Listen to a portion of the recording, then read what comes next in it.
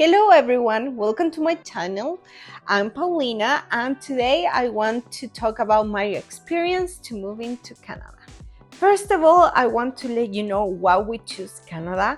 We have different countries, at least me.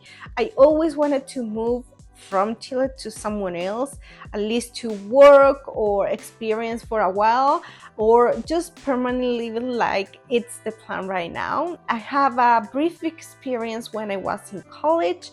I did travel and exchange program to New York for 3 months. So I have that experience and I loved it. So I wanted to do it again and Leo was on board with it. I have some countries on my radar like England, but it's a bit complicated with some immigration issues of visa and stuff like that. So for me wasn't so accurate or the right place, so I continue looking for it. The other place that I wanted, it was Australia, but for different reasons. But they have a lot of spiders and a snake and I'm terrified of them, so I prefer just to visit, not to live there. I figure, or I wanted to go to Switzerland or France or even Netherlands, but the language barrier was something for me. I know that I speak English, but it's even better if you speak the language of the country where you go. Always recommend to learn the language actually before going anywhere else. So we choose Canada because I knew the language, even they have a French part, but we choose Alberta, Calgary because of some projects that we have in the future. More from that later on. In the first place, I will recommend to do a lot of research and have a consultant with an immigration agency. I did it. First of all, I did it with an agent and I got scammed. We lose a bit of money, not that much, but we lose a bit of money. But later on, doing more research, I found Eddie Ramirez from Milan. She is a immigrant as well from Venezuela. She came here to study and she became recently a lawyer actually, and she created the immigration agency. They have different consultants which they have been really helpful for us. They have processed all our visa and immigration situation, and I will totally recommend it. A lot of things happen at the same time. I will totally recommend to do a research of where do you want to stay, if you're a study, what are the implications of that, what type of visa or programs you can apply for. There are different ones depending on where you are. I did a lot of research. I changed my resume according to the standards over here. It's not the same that in my country over here. Please always do that research. It's totally different and you have to adapt. If not, it takes a lot of time. It's true what they say. If you come with a permanent residency or a permit to work straight away, there is a lot of work and you can find a work really easy.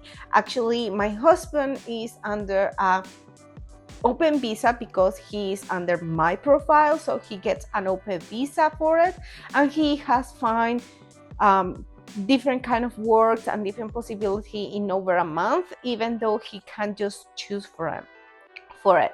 For me, it has been a bit more difficult because I'm the main applicant for the program and I have to go under a closed visa. What does that mean? That means that my visa depends on the company that they hire.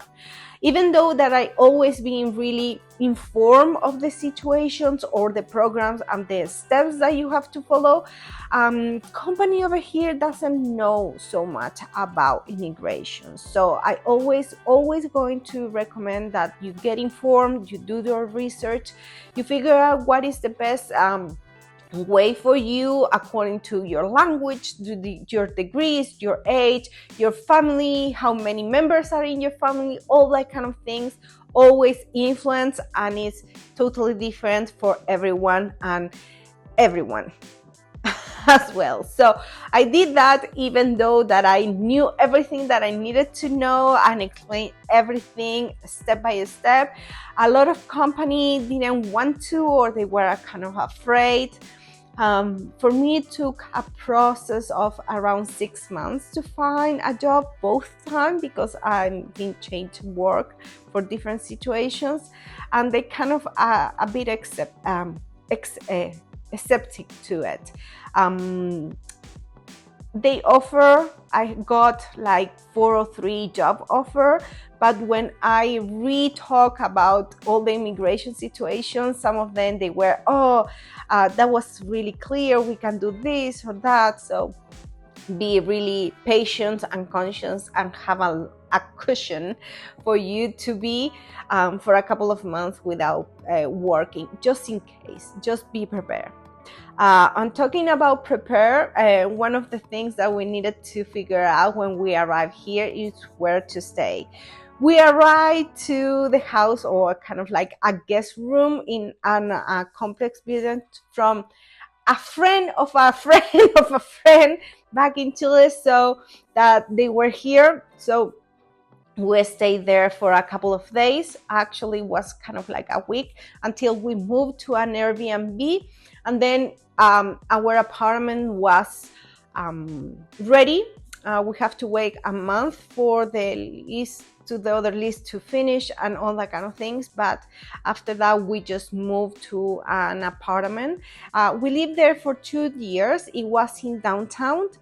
Why we choose that apartment? For various reasons. I actually saw it back in Chile when I was looking and doing some research of where to stay, and I figured out the building has a squash court, a gym, and a pool. That was something that it was a plus, but it was in downtown. So downtown is really center in the city, at least here in Calgary. You can go to the north, to the south, to the west, to the east, and it's really simple, and everything that it's more necessary is a walk distance. So it was something that we needed, because we didn't arrive with a car or with plans to buy a car. Actually, we still 3 years later don't own a car. We are thinking on getting one, but it's not a priority right now. And actually, we have managed really good without one.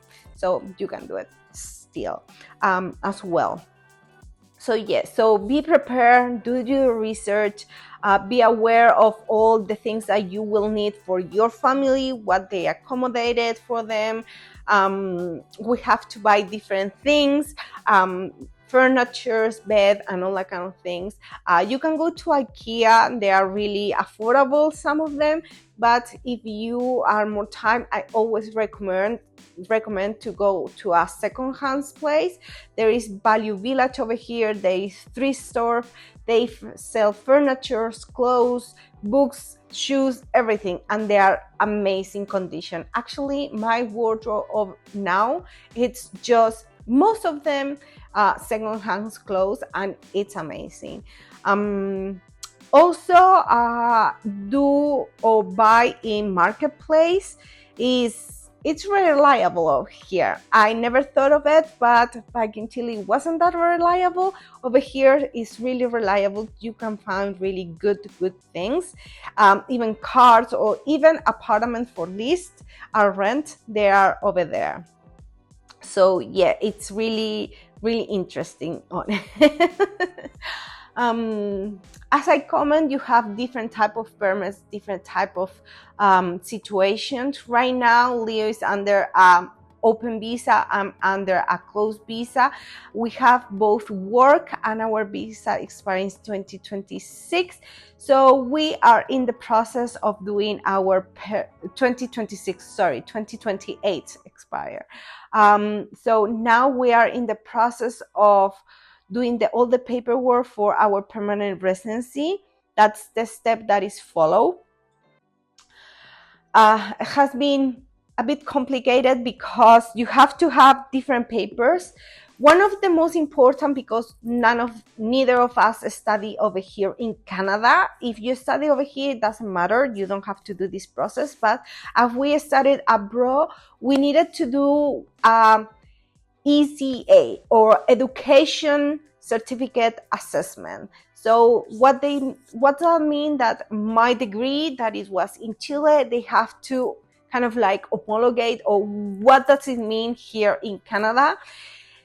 That process took so much time and money. I started in 2019, just before COVID. By the end of the year, I opened my profile in one of the government area to do the ECA. So that's what I did. It took a lot of time process because COVID was in university entering lockdown, so it was a bit of difficult to obtain the certificates that I need. It wasn't just the certificate of my degree, it was also I think it's called syllable, the program of the class that you have. I think it's syllable in English.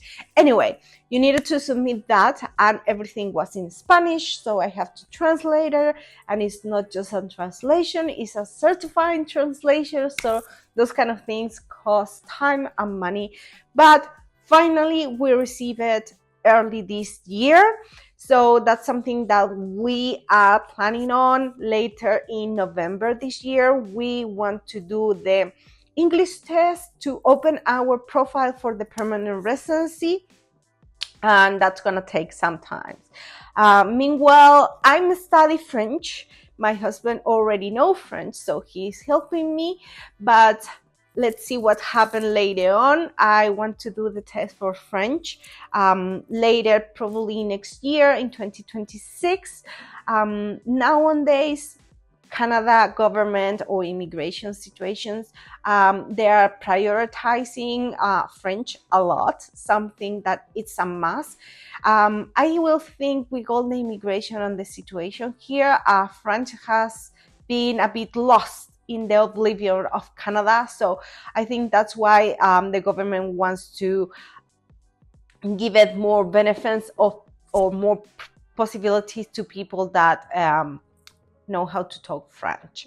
So that is the process right now. We are planning on applying to our permanent residency. We are preparing for the CELPI. We did IELTS in the past, but because we are here in Canada, we have the possibility of doing the CELPI. Supposedly it's a bit easy. I don't know. I haven't given doing it yet. So when I do, I will let you know which one I will prefer to do. But anyway, we're doing the English test, later on the French test to apply to our permanent residency. That is why we are here now in this process.